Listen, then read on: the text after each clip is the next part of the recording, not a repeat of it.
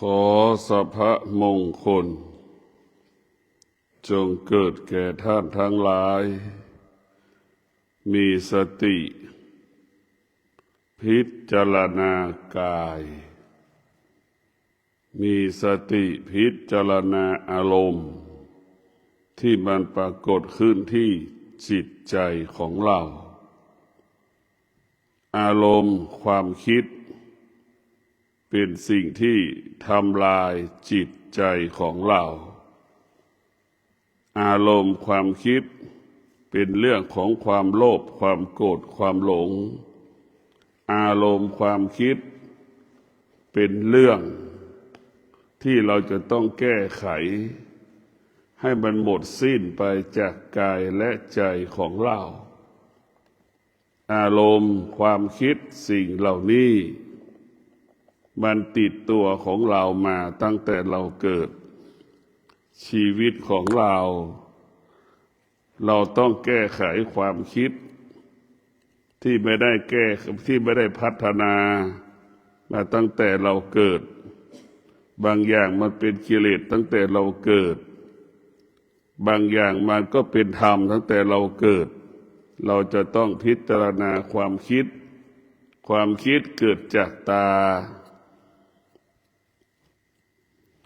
ความคิดเกิดจากตา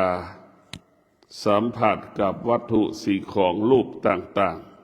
ๆความคิดเกิดจากหูที่สัมผัสกับเสียงเราก็ปรุงแต่งความคิดจึงทำให้เราเป็นทุกข์ความคิดจึงทำให้เราหลงความคิด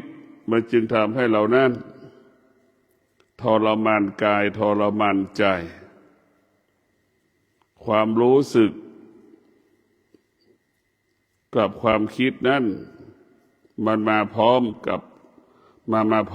กันเราจะต้องแก้อารมณ์ความรู้สึกความคิดที่มันปรากฏที่ใจของเราตลอดกาลเวลาทำไมเราจึงรู้สึกว่าไม่พอใจ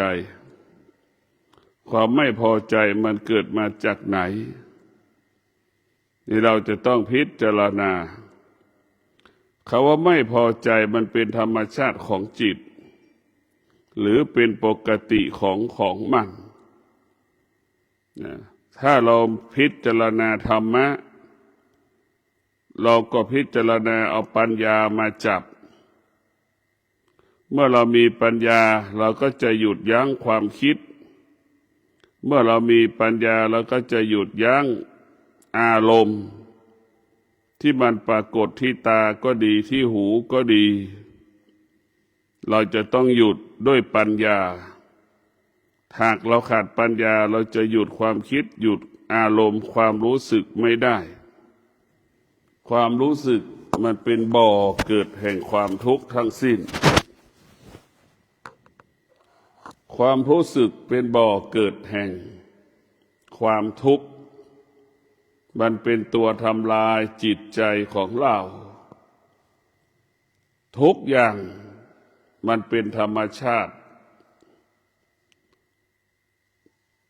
สิ่งที่อยู่เหนือธรรมชาติก็คือธรรมะเพื่อจะไปควบคุมธรรมชาติ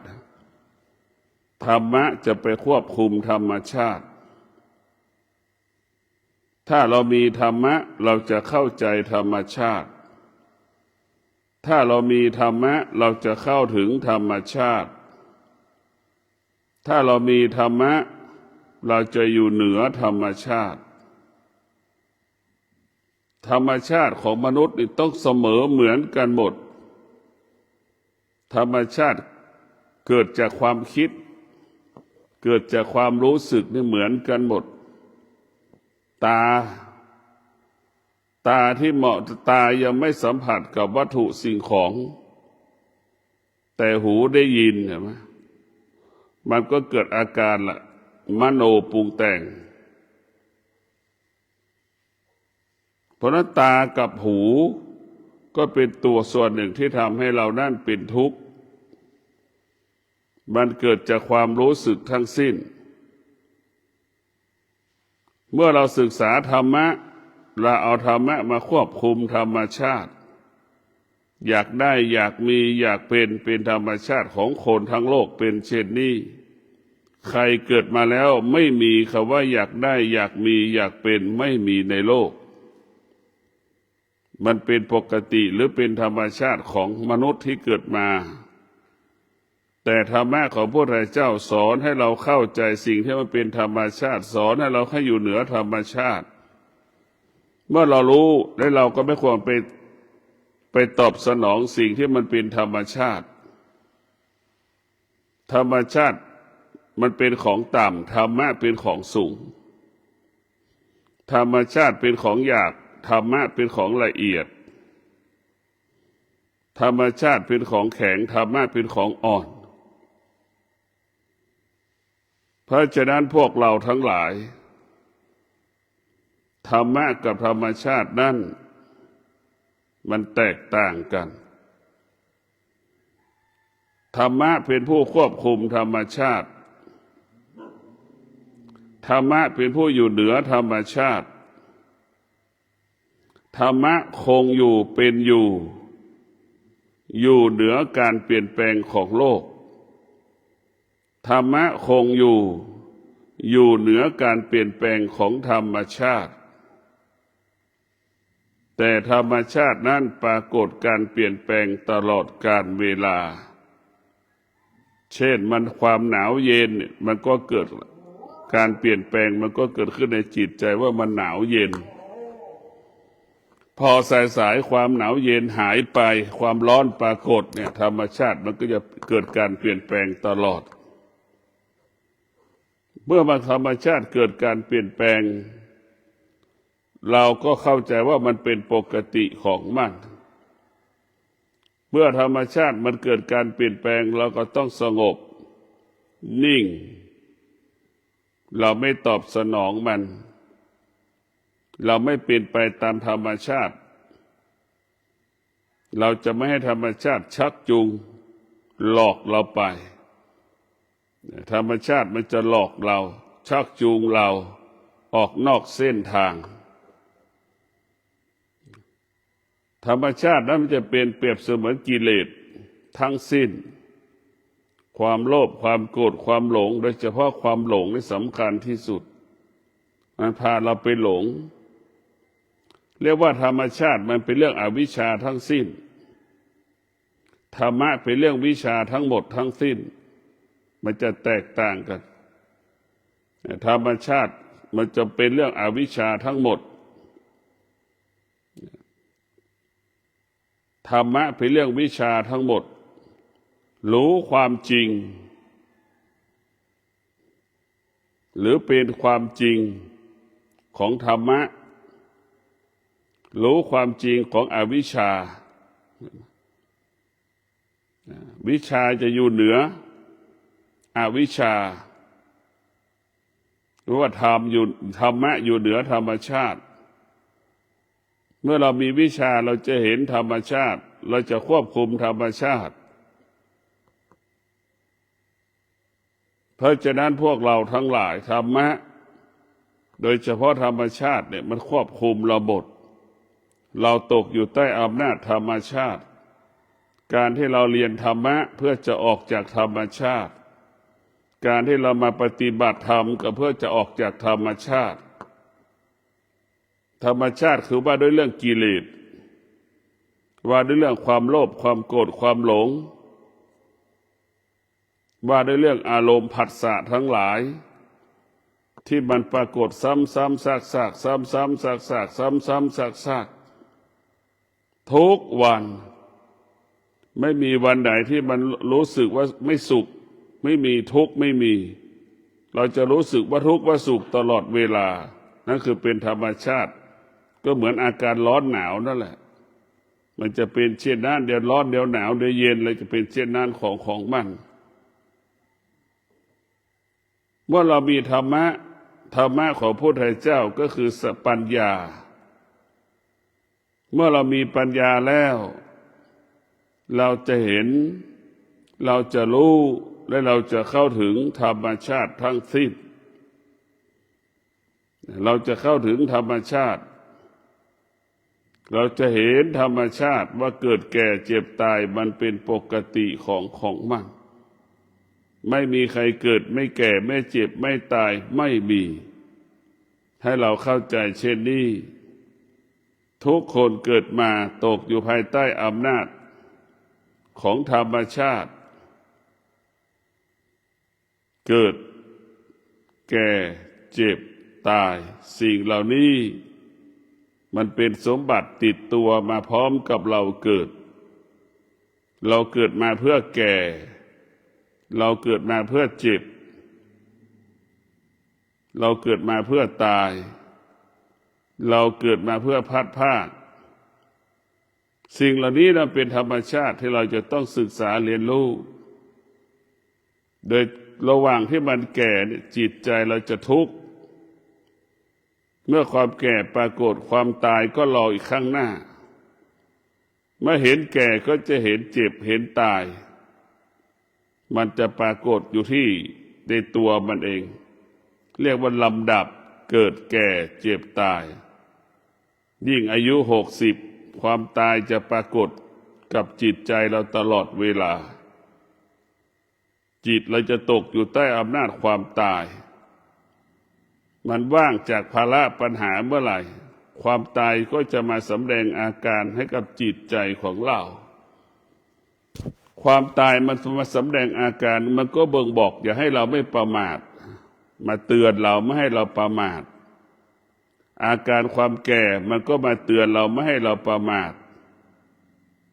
ความเจ็บป่วยก็มาเตือนเราให้เราไม่ประมาทให้เรารู้ว่าทุกอย่างมันเป็นเช่นนี้ทุกอย่างมันเป็นแบบนี้ของมันให้เราเข้าใจเช่นนี้ว่ามันเป็นแบบนี้อย่างนี้ของมันทั้งหมดทั้งสิ้นเรียกว่าสรรพสิ่งทั้งปวงเสมอเหมือนกันหมดก็คือเกิดแก่เจ็บตายให้เราเข้าใจว่าเป็นเช่นนี้แบบนี้เมื่อเราเข้าใจเรื่องธรรมชาติเราก็จะอยู่บนโลกนี้ได้อย่างสงบเมื่อเราเข้าใจธรรมชาติเราจะไม่ต้องวิตกกังวลกับธรรมชาติที่มันปรากฏกับชีวิตของเรา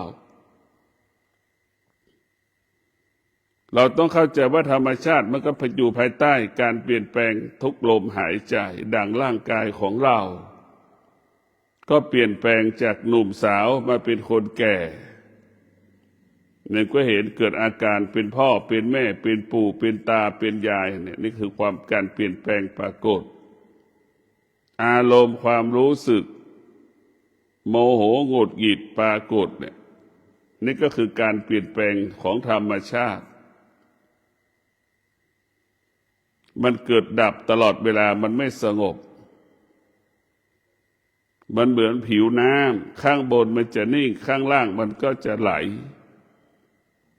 น้ำมันผิวน้ำมันจะนิ่งแต่ข้างล่างน้ำมันจะไหล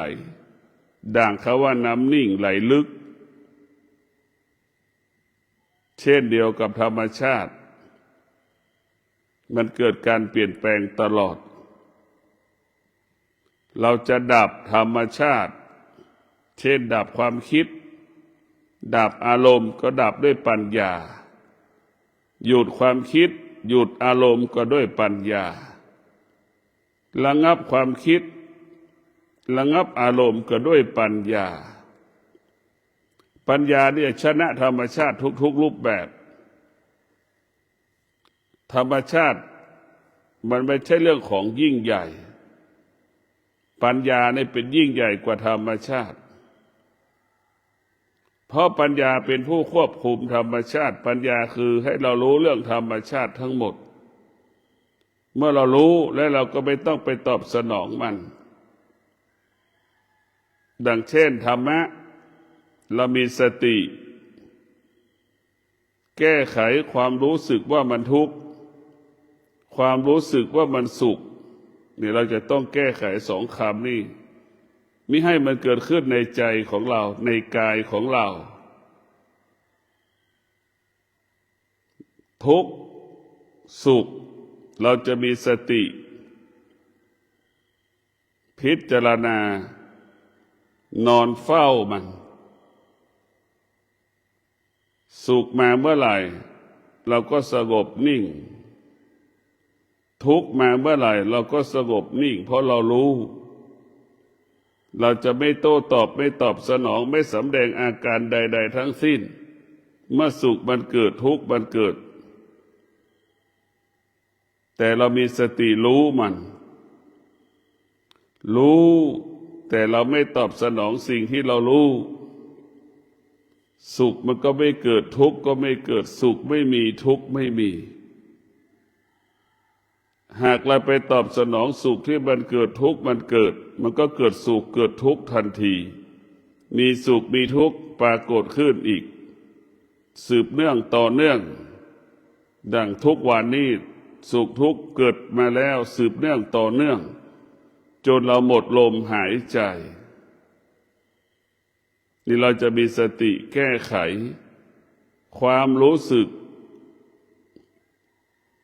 สิ่งที่เราพอใจหรือไม่พอใจออกไปจากจิตใจของเรา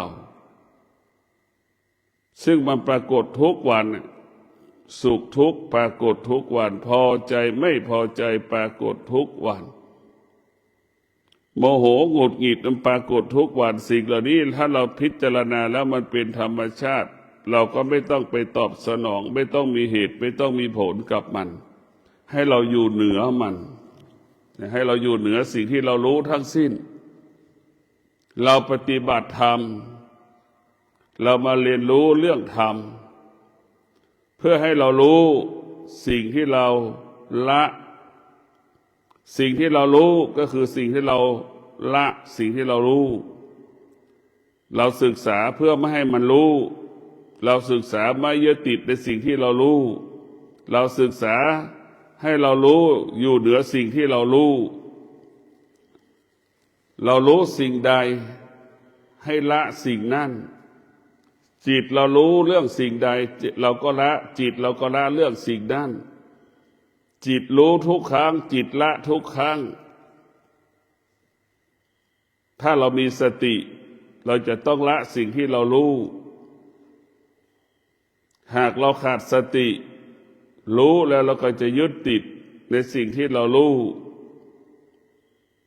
สิ่งที่เรารู้คือรู้อวิชชา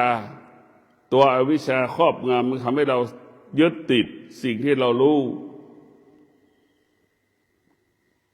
ถ้ารู้ด้วยปัญญารู้ด้วยวิชามันรู้แล้วละรู้แล้ววางมันจะไม่ยึดติดรู้แล้วละรู้แล้ววางจิตรู้สิ่งใด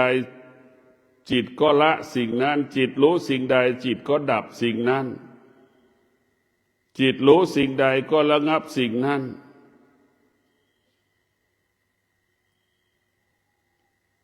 ให้เรารู้เฉยๆเราศึกษาธรรมเพื่อให้มันรู้ของธรรมะรู้แล้วละรู้แล้ววางรู้แล้วปล่อยรู้ของธรรมชาติรู้ได้เรื่องกิเลสรู้และสะสมสั่งสมมันแตกต่างกันตัวที่สั่งสมได้รับรู้ด้วยอวิชชามันจะทำให้หลงทางหลงผิดสะสมสั่งสมดังคนจำนวนมากของโลกสะสมเสื้อผ้าสะสมกระเป๋านี่จะทำให้เราหลงตลอดกาลเวลาชีวิตของเราไม่แก้ไขแล้วใครจะแก้ไขให้เราไม่พิจารณาใครจะพิจารณาแทนเราพระพุทธเจ้าสอนให้เราพึ่งพาตนเองอาศัยตนเองตลอดกาลเวลาตนแลเป็นที่พึ่งแห่งตนทุกคนมีกรรมเป็นไปตามกรรมไม่มีใครจะหลีกหนีกรรมที่ตนเองกระทำไว้ได้แม้กระทั่งพระอรหันต์แต่ละรูปก็มีกรรมเป็นของตนเพราะฉะนั้นพระพุทธเจ้าไม่สามารถทำให้คนพ้นทุกข์ได้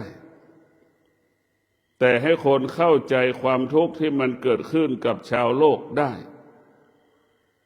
จึงเป็นไปตามกรรมที่ตนกระทำมาเพราะฉะนั้นพระพุทธเจ้าสอนให้เราเข้าใจสิ่งที่เรากระท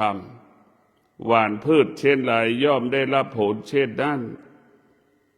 หว่านพืชเช่นไรย่อมได้รับผลเช่นนั้นเราทำสิ่งใดการกระทำนั้นก็เกิดผลกับเราไม่ว่าดีและไม่ดีเราย่อมได้รับผลสิ่งที่เรากระทำเพราะฉะนั้นพระพุทธเจ้าสอนให้เราพึ่งพาตนเองอาศัยตนเองไม่ต้องไปอาศัยสิ่งอื่น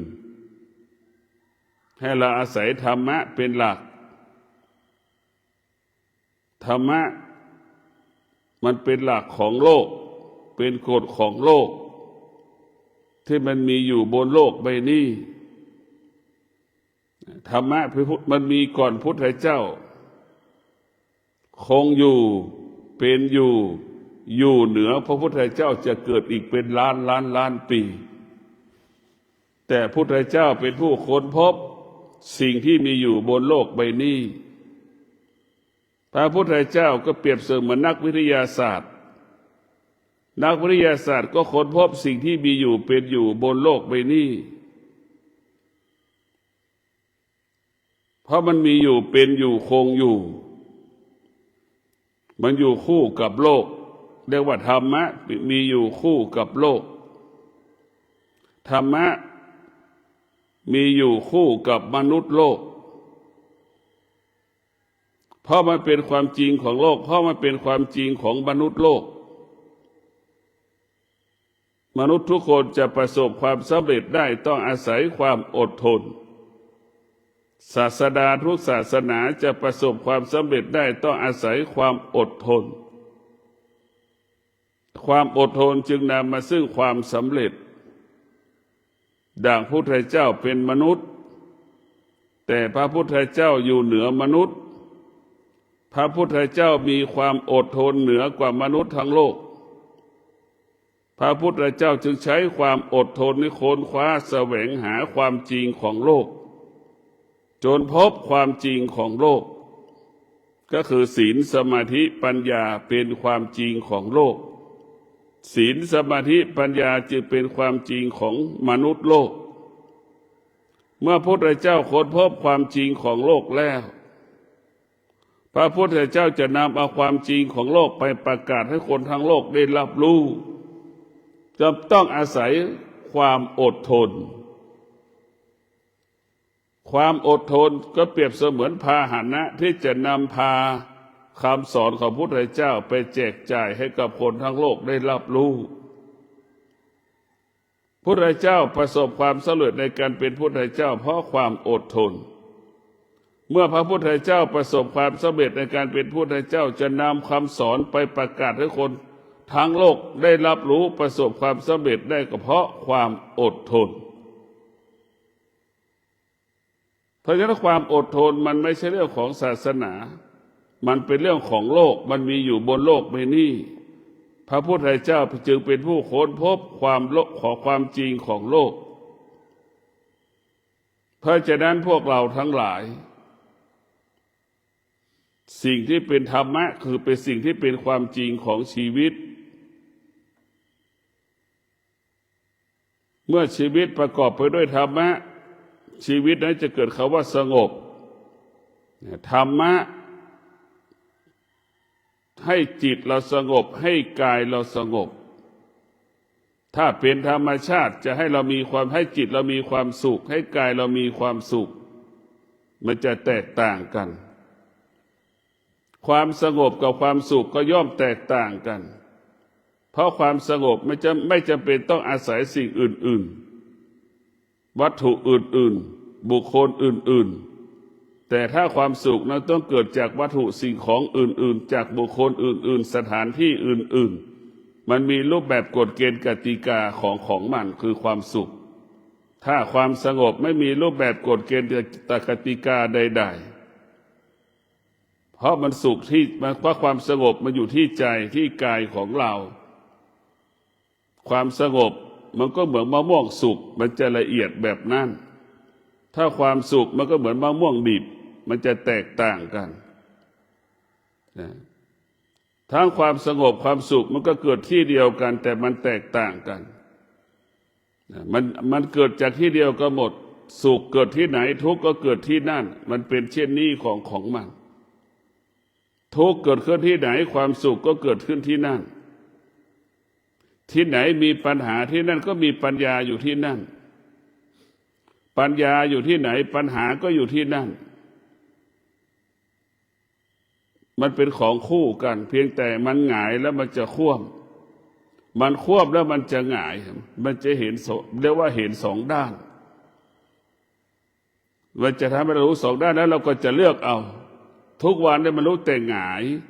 แต่มันไม่มีปัญญาที่มันจะคว่ำดังคนทั้งโลกตกอยู่ใต้อำนาจของธรรมชาติเห็นไหมเราเกิดมาเราก็เห็นธรรมชาติมันหงายนะเราก็หลงธรรมชาติคิดว่าธรรมชาติมันเป็นความจริงของชีวิตคิดว่าธรรมชาติมันเป็นสิ่งที่ดีงามเห็นไหมจนเราแก่เราจึงรู้พอเรารู้ตอนที่เราผิดปกติแล้ว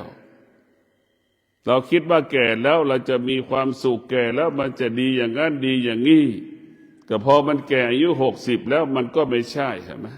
เนี่ยมันหลอกเราตลอดเวลาธรรมชาติมันจะหลอกเราไม่มีวันจบสิ้นให้เราหลงมันตลอดเวลาเหมือนก้อนน้ำแข็งน่ะมันหลอกให้เราถือไว้น่ะเดี๋ยวมันก็ค่อยละลายไปจนในที่สุดมันก็กลายเป็นน้ำก็ระเหยแห้งอีกนั่นแหละคือธรรมชาติของมันธรรมะจะให้เรารู้ว่าสิ่งนี้ไม่มีตัวไม่มีตน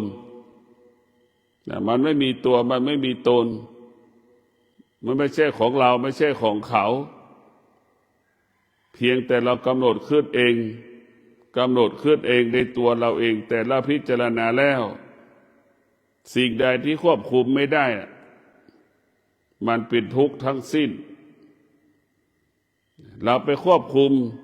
เราไปครอบครองสิ่งที่ควบคุมไม่ได้ทุกวันนั้นจึงเป็นทุกข์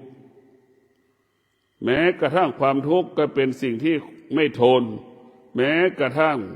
ความสุขก็เป็นสิ่งที่ไม่ทนทั้งสุขทุกข์เป็นสิ่งที่ทนได้ยากมันก็คือก้อนน้ำแข็งนั่นแหละมันก็ละลายไปในที่สุดแต่เราต้องเข้าใจว่าสุขคือก้อนน้ำแข็งทุกข์คือก้อนน้ำแข็งมันละลายสุขเกิดขึ้นกี่ครั้งเราก็นึกถึงก้อนน้ำแข็งเราไม่ต้องไปตอบสนองมัน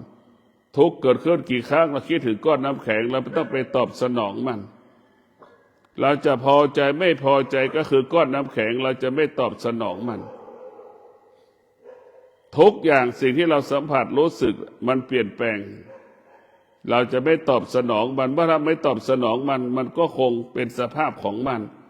เราก็ไม่ต้องเกิดปฏิกิริยามือเราก็ไม่เปื้อนใจแล้วก็สงบเพราะเราไม่ต้องตกอยู่ใต้อำนาจมันเป้าหมายของธรรมะคือให้กายกับใจสงบเป้าหมายของธรรมะให้จิตเรารู้แจ้งรู้จริงรู้ความจริงของธรรมะรู้ความจริงของธรรมชาติธรรมชาติเป็นสิ่งให้เรารู้สิ่งที่ถูกรู้ก็คือตัวปัญญาให้เราไปรู้เรื่องธรรมชาติปัญญาจะเราให้บอกให้เราอยู่เหนือธรรมชาติธรรมชาติไปแล้วมันก็เป็นครูของเราเป็นตำราของเราธรรมชาติมันก็มีบุญมีคุณสำหรับธรรมะถ้าไม่มีธรรมชาติธรรมะก็ไม่เกิดธรรมะก็เป็นเหตุให้เกิดธรรมชาติถ้าเรามองด้วยความตามความเป็นจริงด่างสรรพสิ่งทั้งหลายมีบุญเป็นคุณเกื้อกูลซึ่งกันและกันถ้าไม่มีความชั่วก็ไม่มีความดีถ้าไม่มีความชั่วความดีก็ไม่พัฒนามันจะคงสภาพแบบเดิมแบบนั้นอย่างนั้นเพราะฉะนั้นไม่มีเกิดก็ไม่มีแก่ไม่มีแก่ก็ไม่มีเจ็บไม่มีเจ็บก็ไม่มีตายคำว่าเกิดแก่เจ็บตายก็ทำให้เราเห็นอาการของการเกิดเห็นอาการของความคนแก่ของเจ็บของตายพระพุทธเจ้าจึงเห็นอาการเหล่านี้จึงออกบวชจึงเห็นอาการของเกิดแก่เจ็บตายพระพุทธเจ้าจึงหนีออกบวชเพื่อจะให้หลุดพ้นจากเกิดแก่เจ็บตายไม่ต้องมาเกิด ไม่ต้องมาแก่ไม่ต้องมาเจ็บไม่ต้องมาตายพระพุทธเจ้าเห็นอาการคำว่าเกิดก็เป็นทุกข์แก่ก็เป็นทุกข์เจ็บก็เป็นทุกข์ตายก็เป็นทุกข์ทั้งสิ้นเกิดก็เป็นภาระแก่ก็เป็นภาระตายก็เป็นภาระตัวเราเองจะเป็นภาระตัวเราเองเป็นภาระให้คนรอบข้างตัวเราอีกยามที่เราแก่ยามที่เราเจ็บยามที่เราตายนั้นมันไม่มีค่าไม่มีความหมายแต่งัวควายช้างม้าอยู่ระหว่างที่มันแก่มันเจ็บมันตายมันยังมีค่าสำหรับมนุษย์นะพวกเรานึกดูนี่มันแตกต่างกันตรงไหนคนแก่เจ็บป่วยเนี่ยไม่มีค่าแต่ควายงัวหมูไก่มันแก่มันเจ็บมันป่วยมันตายยังมีค่าบางอย่างทำให้เราเป็นปรุงเป็นอาหารให้เราได้ยังเป็นปุ๋ยให้เราได้ยังเกิดประโยชน์สัตว์ตายแล้วเกิดประโยชน์ต่อมนุษย์แต่มนุษย์ด้วยการตายเนี่ยมนุษย์กลับกลัวมนุษย์ด้วยการตายขณะที่มีชีวิตมนุษย์หลงตัวเองหลง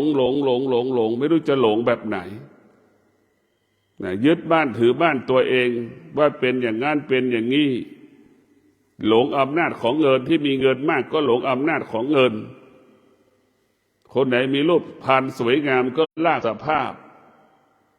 มาแก่เจ็บป่วยตายมีค่าคนแก่คนเจ็บคนป่วยคนตายจะมีค่าเมื่อบุคคลเหล่านั้นดำรงตนด้วยศีลสมาธิปัญญาจะมีค่าแก่ก็มีค่าเจ็บก็มีค่าป่วยก็มีค่าตายก็มีค่าคนจะมาดูแลเกื้อกูลสงเคราะห์หากบุคคลใดแก่ปราศจากศีลสมาธิปัญญาไม่แก่แล้วไม่มีคนดูแลเจ็บก็ไม่มีคนดูแลตายก็ไม่มีคนดูแลแต่ไม่เพราะเราแก่ไม่มีศีลไม่มีสมาธิไม่มีปัญญาแก่นั้นก็ไร้ค่าไม่เกิดประโยชน์ไม่เป็นประโยชน์ต่อลูกหลานตนเองดังคนแก่พ่อแม่ของเราก็ดีดื่มเหล้าเห็นไหมเวลาเจ็บป่วยลูกไม่มีความสุขที่จะรักษาไม่พร้อมที่จะรักษาพ่อแม่ตนเองถ้ารักษาแล้วหายแล้วก็จะไปกินเหล้าต่อเพราะลูกมันรู้แบบนี้อีกนี่แหละแก่แล้วขาดปัญญาจึงสร้างภาระสร้างปัญหาให้กับลูกตนเองแก่แล้วมีปัญญาดำรงตนด้วยศีลดำรงตนด้วยสมาธิดำรงตนด้วยปัญญายิ่งแก่ยิ่งงดงามบุคคลได้ดำรงตนด้วยศีลสมาธิปัญญายามที่มีปัญหาลูกก็มีความสุขพร้อมที่จะช่วยเหลือยามที่เจ็บป่วยมีความสุขมีความพร้อมที่จะนำแม่พ่อไปหาหมอมันแตกต่างนะธรรมะเนี่ยมันมีพลังพ่อแม่คนไหนที่ดำรงตนได้ศีลสมาธิปัญญาในลูกมีความสุขที่สุดยามใดลูกดีใจลูกก็จะไปเยี่ยมไปมาหาสู่พ่อแม่ยามใดลูกทุกข์ใจก็จะไปเยี่ยมพ่อแม่ไปอยู่ใกล้พ่อใกล้แม่พ่อแม่ที่มีธรรมะนี่สามารถดับทุกข์คลายทุกข์เรียกว่าคลายทุกข์ให้กับลูกตนเองได้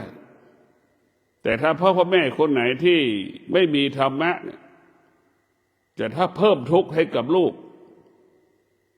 ก็ไปที่อื่นไปเพิ่มทุกข์สร้างภาระสร้างปัญหาอีกแต่ถ้าพ่อแม่ที่มีธรรมะลูกหลานจะไปมาหาสู่ตลอดเวลาดังที่ได้กล่าวว่าสุขลูกหลานก็มาหาทุกข์ก็มาหาพ่อแม่จะเป็นหลักให้กับลูกคลายทุกข์ให้กับลูกแต่ถ้าพ่อแม่ล่วงละเมิดศีลไม่มีล่วงละเมิดศีลไม่ขาดสมาธิขาดปัญญาลูกหลานไม่ไปมาหาสู่ลูกหลานไปหากี่ครั้งก็แสดงอาการพูดไม่ดีพูดไม่เพราะกับลูกกับหลานโทรศัพท์ขอเงินลูกหลานตลอดเวลาเนี่ยเพราะลูกหลานจะเป็นที่เอื่อมละอาเบื่อหน่ายเพราะฉะนั้นลูกคนแก่ที่มีธรรมะแก่นั้นจะมีค่าดั่งอัญมณีชั้นหนึ่งของโลกแก่แล้วไม่มีธรรมะแก่นั้นขาดธรรมะแก่นั้นจะไร้ค่าแก่นั้นไม่เป็นประโยชน์ไม่เกิดประโยชน์ใด ไม่มีลูกหลานไปมาหาสู่ไม่มีคนนำไปหาหมอเพราะแก่ไม่เป็นประโยชน์ไม่เกิดประโยชน์แก่ที่ผิดศีลผิดธรรมแล้วคุณลูกหลานจะไม่สนใจจะไม่ใส่ใจแก่แล้วมีศีลมีธรรมคนแก่นั้นจะมีค่ามีความหมายแก่ของธรรมะคือแก่ด้วยปัญญาแก่ด้วยศีลด้วยสมาธิด้วยปัญญาแก่นั้นมีค่าและมีความหมายพวกเราศึกษาธรรมก็เอาธรรมะของพระพุทธเจ้านั้นเป็นเครื่องประดับกายเอาธรรมะของพระพุทธเจ้าเป็นเครื่องประดับใจเอาธรรมะเป็นแสงสว่างส่องทางเดินให้เราเห็นความจริงรู้ความจริงว่าตนแลเป็นที่พึ่งแห่งตนให้เรารู้ความจริงเห็นความจริงว่าเกิดก็เป็นทุกข์แก่ก็เป็นทุกข์เจ็บก็เป็นทุกข์ตายก็เป็นทุกข์ให้เรารู้ความจริงเห็นความจริงความโลภความโกรธความหลงเป็นผู้เบียดเบียนชีวิตจิตใจของเราความโลภความโกรธความหลงเป็นผู้เบียดเบียนทรัพย์สมบัติของเราให้เรารู้ความจริงเห็นความจริงว่ากิเลสทั้งหลายความโลภทั้งหลายความอยากทั้งหลายทำลายความสงบของเราสร้างความวุ่นวายให้กับจิตใจของเราก็ขอให้ท่านทั้งหลายมีสติพิจารณาธรรมะก็คือเป้าหมายของธรรมะให้เราสงบกายวาจาใจเราสงบด้วยธรรมเป็นสงบที่บริสุทธิ์ธรรมชาติทำให้เรามีความสุขธรรมชาติทำให้เรามีความสุขธรรมชาติให้เราเกิดความสุขความสุขนั้นต้องมีกฎเกณฑ์มีรูปแบบกฎเกณฑ์กติกาเป็นเรื่องประเพณีแล้วเรื่องวัฒนธรรมแต่ความสงบปราศจากรูปแบบกฎเกณฑ์กติกาเป็นความสุขเกิดขึ้นที่กายความสุขเกิดขึ้นที่ใจเกิดจากการปฏิบัติธรรมประพฤติธรรมความสงบจึงเกิดคำว่าความสุขถ้าความสุขของธรรมชาติเกิดจากวัตถุสิ่งของตัวตนบุคคลอาคารสถานที่ต่างๆนั่นเป็นความสุขที่เรานอกกายของเราเป็นความสุขของจับกังเหนื่อยลำบากความสุขของบัณฑิตคือความสงบบัณฑิตจึงเห็นค่าความสงบเหนือกว่าความสุขบัณฑิตจึงเห็นค่าโทษของความสุขว่ามีโทษต่อชีวิตของเราความสุขคือเป็นสิ่งที่มีโทษต่อร่างกายจิตใจของเราขอเจริญพร